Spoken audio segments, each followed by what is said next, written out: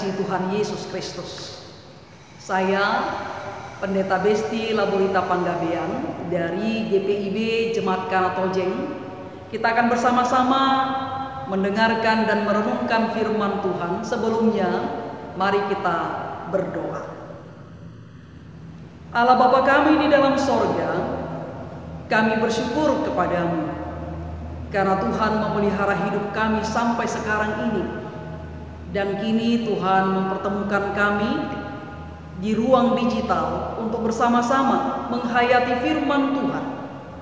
Hadirlah Engkau ya Roh Kudus untuk memimpin dan mengajar kami tentang firman Tuhan, sehingga kebenaran firman Tuhan dapat kami hayati dalam kehidupan kami setiap hari.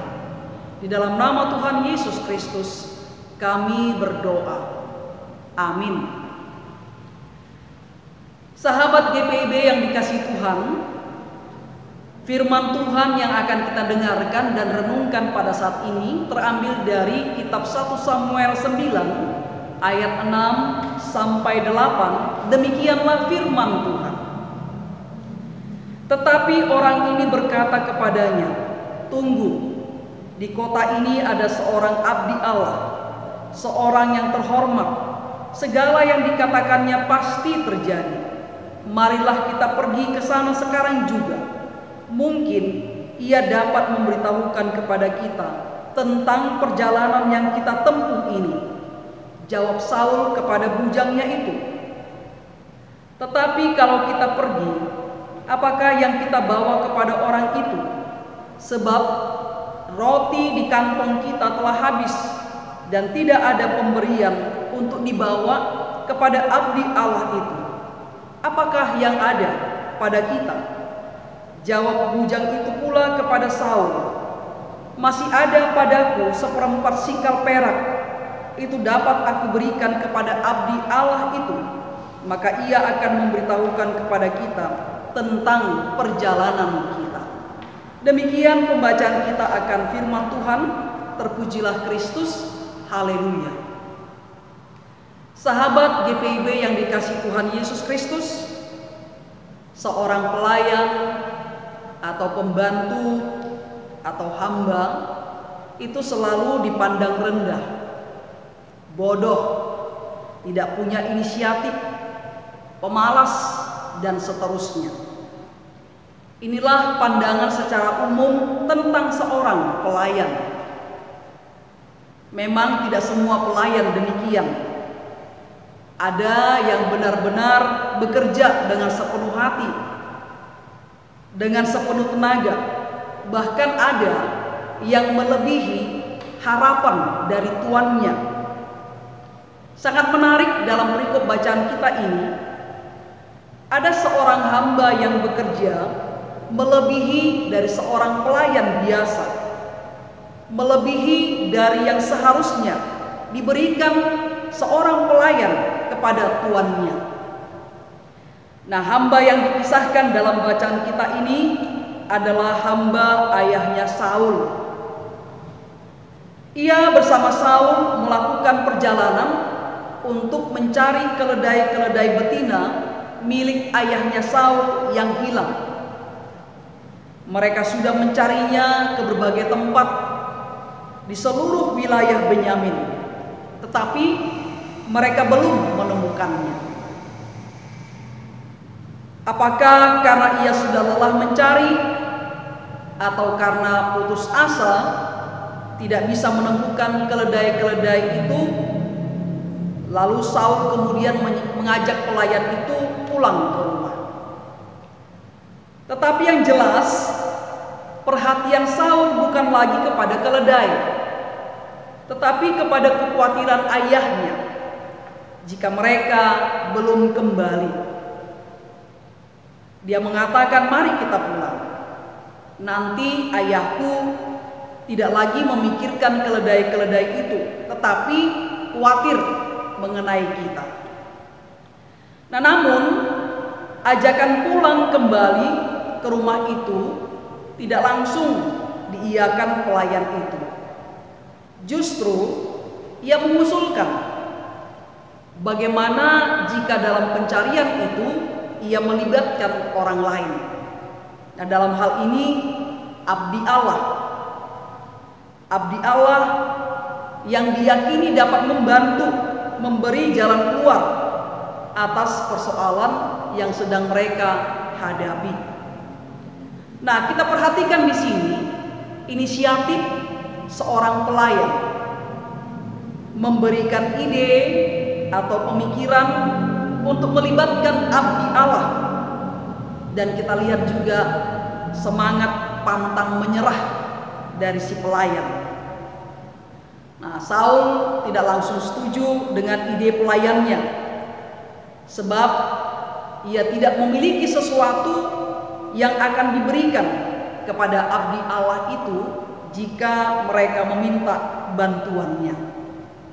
Nah, pemberian kepada abdi Allah ini merupakan sesuatu yang wajar dan menjadi kebiasaan yang dilakukan seseorang jika meminta bantuan abdi Allah. Nah, pemberian ini merupakan ungkapan terima kasih sekaligus ketaatan pada perintah Tuhan untuk memberi kepada abdi Allah yang melayani. Nah, di sini Saul sebagai orang muda paham tentang tradisi itu. Nah, kita perhatikan di sini Saul merasa terbatas atau terhambat untuk meminta bantuan kepada abdi Allah karena ketiadaan sesuatu untuk diberikan. Namun kembali si pelayan itu memberikan jalan keluar atas apa yang dipikirkan Saul. Ia mengatakan bahwa ia masih memiliki 1/4 sikal perak yang dapat digunakan oleh tuannya kepada abdi Allah itu. Nah, di sini kembali si pelayan itu berinisiatif untuk menolong tuannya. Nah, sahabat GPIB yang dikasihi Tuhan, dari perikop bacaan kita ini ada beberapa catatan penting yang dapat kita pelajari dari pelayan ini, sekaligus untuk kita terapkan dalam kehidupan kita. Yang pertama, hamba ini benar-benar mengabdi kepada tuannya. Dia mengabdi dengan tulus dan setia, bahkan melampaui dari apa yang seharusnya ia kerjakan. Ia tidak hanya sekedar bekerja untuk menghidupi dirinya, tetapi dia bekerja untuk hidup tuannya. Nah, dengan demikian sepatutnya lah kita sebagai apapun kita, ketika kita berada di tengah-tengah keluarga, di tempat bekerja, di masyarakat, di tengah-tengah bangsa kita adalah pekerja. Pekerja yang memiliki pemimpin atau majikan atau atasan, dan kita disebut pelayan, pembantu, pegawai, karyawan, anak buah. Kita bekerja dengan tulus dan setia, bahkan bekerja melampaui kerja kita yang kita berikan dengan sukacita, yang kita berikan dengan penuh penghargaan. Ini akan membawa sukacita, juga penghargaan, kepuasan bagi majikan kita, bagi pimpinan kita.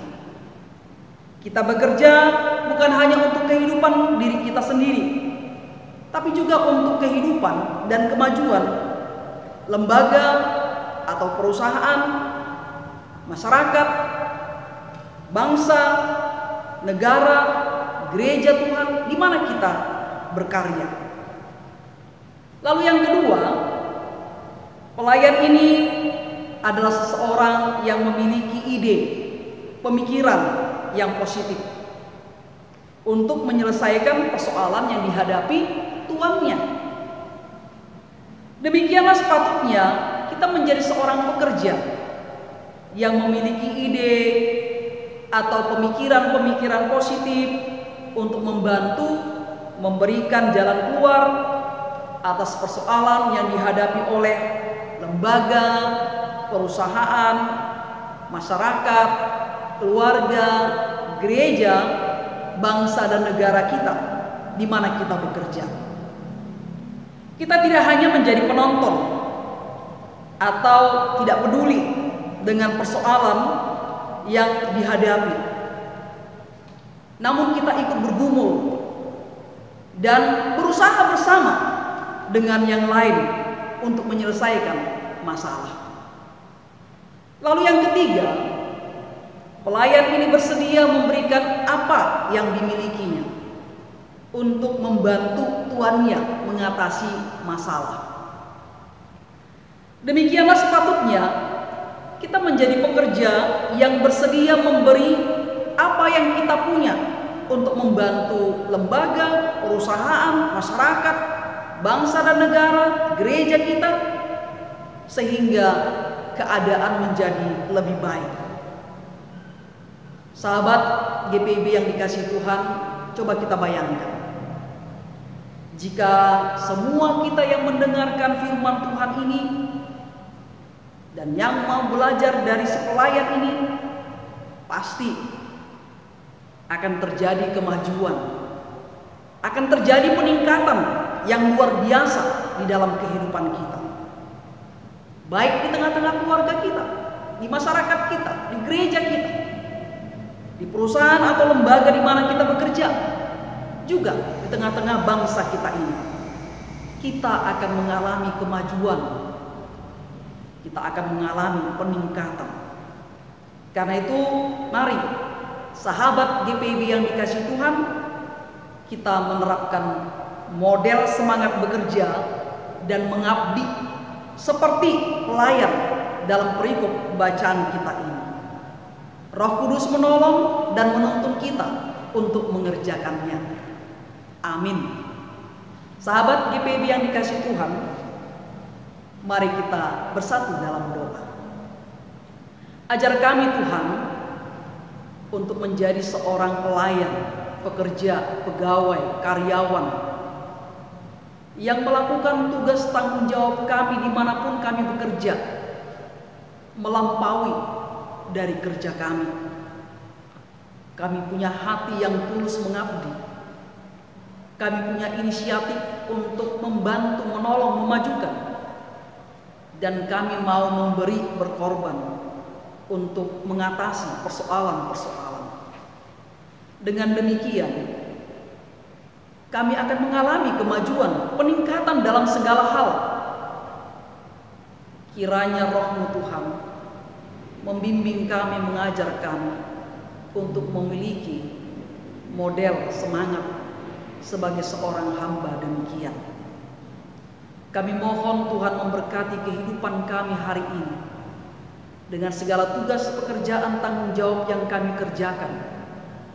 Ada banyak tantangan, godaan di sana.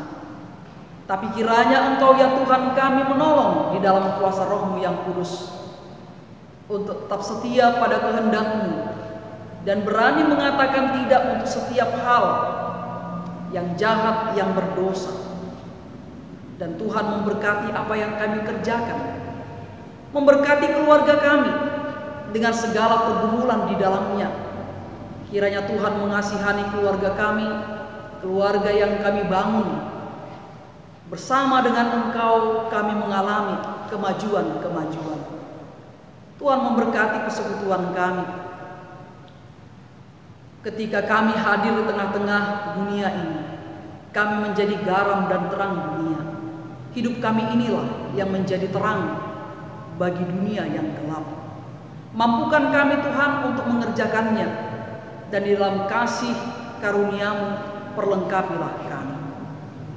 Kami percayakan Tuhan hidup kami hanya ke dalam tangan-Mu, dan kami percayakan doa kami hanya di dalam nama Tuhan Yesus Kristus, Tuhan dan Juru Selamat kami yang hidup.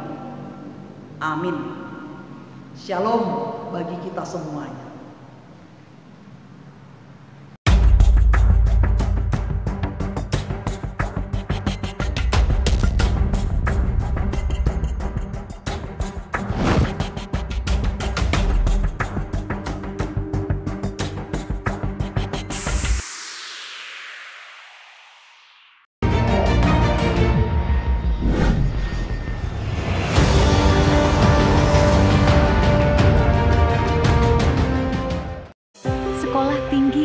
Kesehatan, Gria Husada Surabaya.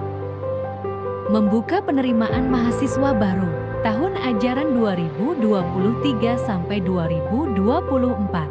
Sekolah Tinggi Ilmu Kesehatan Gria Husada terakreditasi BAN PTB dengan menawarkan 2 program studi, yaitu pertama, D3 Kebidanan, kedua, Administrasi Rumah Sakit. Ada juga fasilitas yang memadai seperti asrama putri, perpustakaan, gazebo dan hotspot area, dan masih banyak lagi.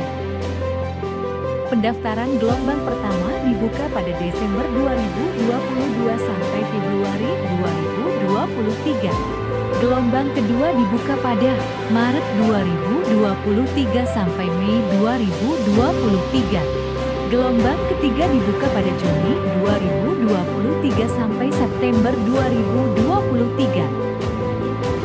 Untuk informasi lebih lanjut dapat menghubungi nomor di bawah ini.